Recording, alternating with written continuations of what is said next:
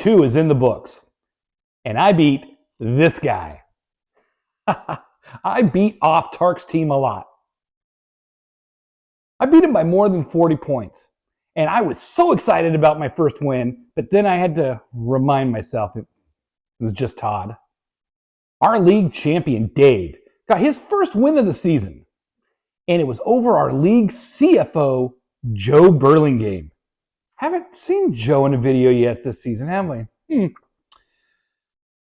Joe's Fuck You Pete the Sixth starts off the season 0-2. 0-2? Fuck you, Joe. Dave was so excited about defeating Joe, he went to Valhalla. Back in my happy place.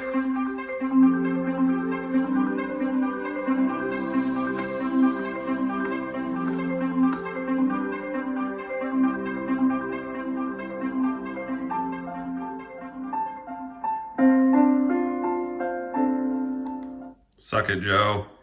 I kicked your ass. John's Jack Goff, managed by Brendan, bested Sean's happy endings. John went all the way to a prestigious film school in Southern California so he could see if he could craft a happy ending for Sean. Here's how that went. So obviously I won this week. I don't think that was ever really a question. But it got me to thinking that maybe I could find a spot where Sean actually beats me in some capacity. And I found myself here at the University of Southern California Film School.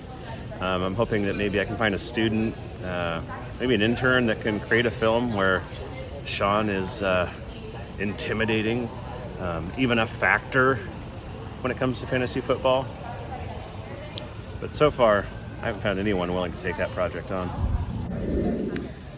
So if you look over here, it's hard to read, but that's the Steven Spielberg building. Let's see if we can find Steven, see if he can help us out. Not even this guy was willing to try. I've searched through all these sound studios, and they're surrounding me. And not one person believes that that's a story worth telling of Sean actually being relevant in fantasy football. So I went to the football team, and I was trying to find somebody. It's like, football players are dumb. They're here to make money for the university, and that's about it.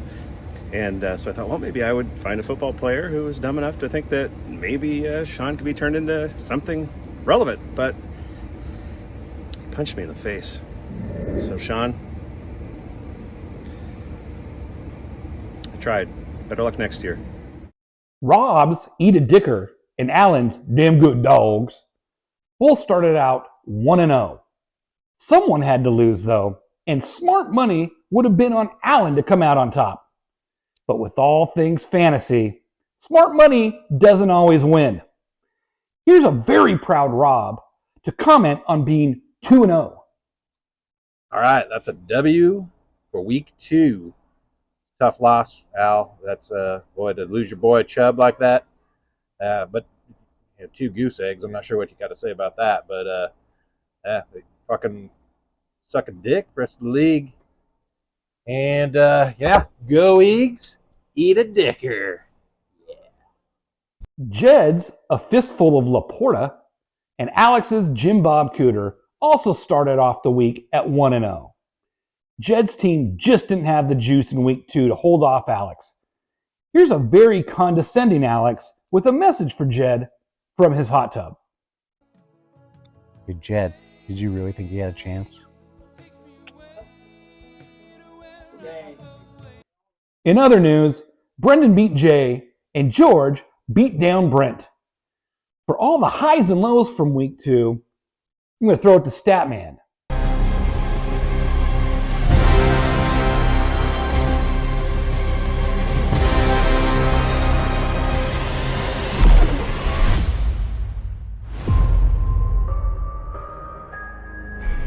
Pete, welcome to Sathax. This is your week 2 recap. First, Dave versus Joe. Our current champ, Dave, came from being the biggest loser for week 1 to winning the total nomination award for week 2. Joe benched Puka Nakua, who he picked up from waivers last week, and is the number 2 fantasy receiver of the season so far, he couldn't have gone above Dave's troops. Dave won by 46.7 points and is 1-1 and jumped from last place to 8th. Joe is 0-2 and in 12th place.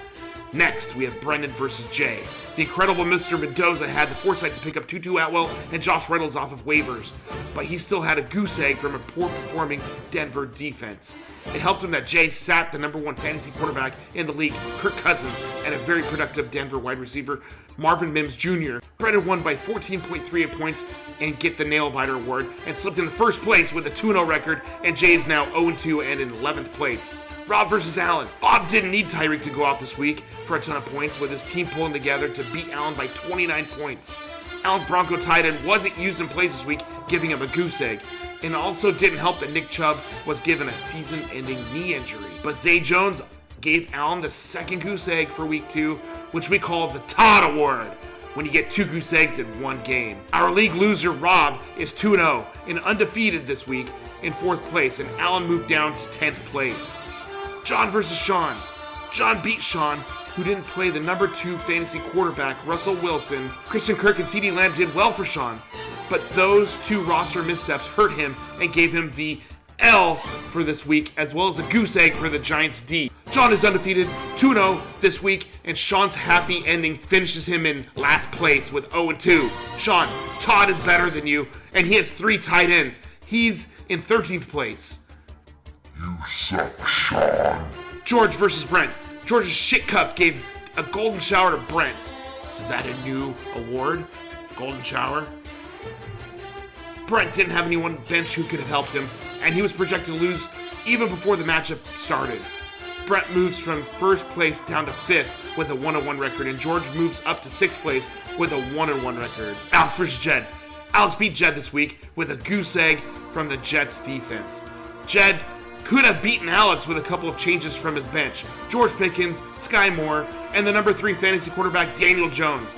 But Alex still may have beaten Jed with a tight end change from his bench. And lastly, Pete versus Todd. Pete gets an honorable mention for the 2nd highest winning spread this week, but is it even worth mentioning since it was to Todd? Todd's squad is set up to let him lose game after game after game after game after game this season with no slight chance of winning. He still has 3 tight ends, and please, someone tell Todd he can start another player on his roster with an IR slot. I'm not sure if he knows how to Play this game. Pete moved up to with a 1-1 record, and Ton is 0-2 and in 13th place, still above Sean. Fuck you, Sean. Back to you, Pete. Thanks, Statman. Week 3 kicks off tonight. We've got Jay going up against yours truly. And I think I'm going to have to pick Jay to win this one. Joe faces off against Sean. And Joe has never beat Sean in fantasy football matchup. So I think I'm going to have to pick Sean on that one. You know what? I'm wasting my talents. I'm not going to sit here and pick fairy tale football games, who's going to beat who. I'm better than that. I'm going to go on a nationally syndicated show, and I'm going to pick who's going to win NFL matchups. Yeah, that's what I'm going to do. Don't believe me? Just watch. All right. Pete in Walla Walla, Washington. Pete, I don't think I've ever said those words in a microphone ever. But Pete, are you on the program? Are you there, Pete? I am, Rich. Great to be with you. Thanks for having me. Great to have you from Walla Walla, Washington. What do you want to do from Walla Walla, Washington, Pete? I would like to make my prediction for the wonderful Seattle Seahawks in the 2023 season. I'm not even going to ask if you're a real Seahawk fan. You're calling from Walla Walla, Washington, for crying out loud. I need music. I need music for Pete. Here we go. No relation to Carol. Pete in Walla Walla, Washington. Home for the Rams this weekend. What happens, Pete? That is going to be a win. At the Detroit Lions, week 2. Tie. Home for the Panthers. Win. At the Giants. Win. Coming off the bye at 3-0-1 at the Bengals.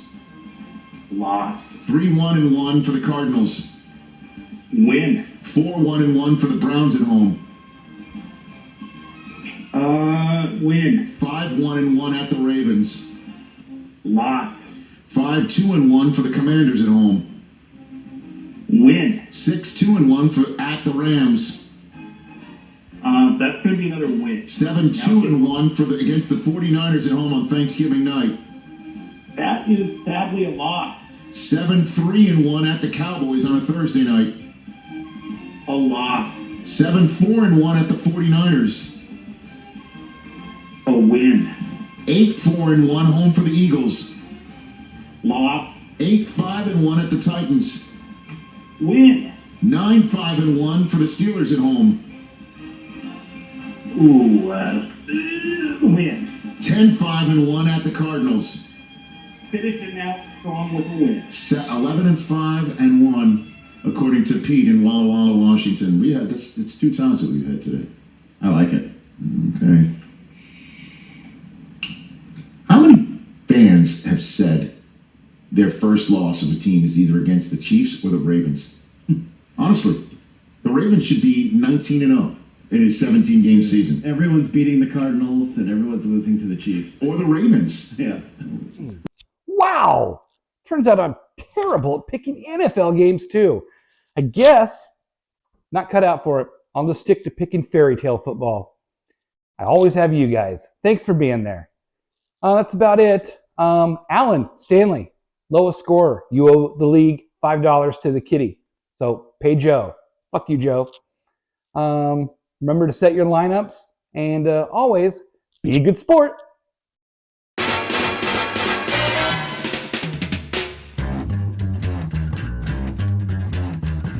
I think it's time we blow this scene. Get everybody in the stuff together. Okay, 3, 2, 1, let's jam.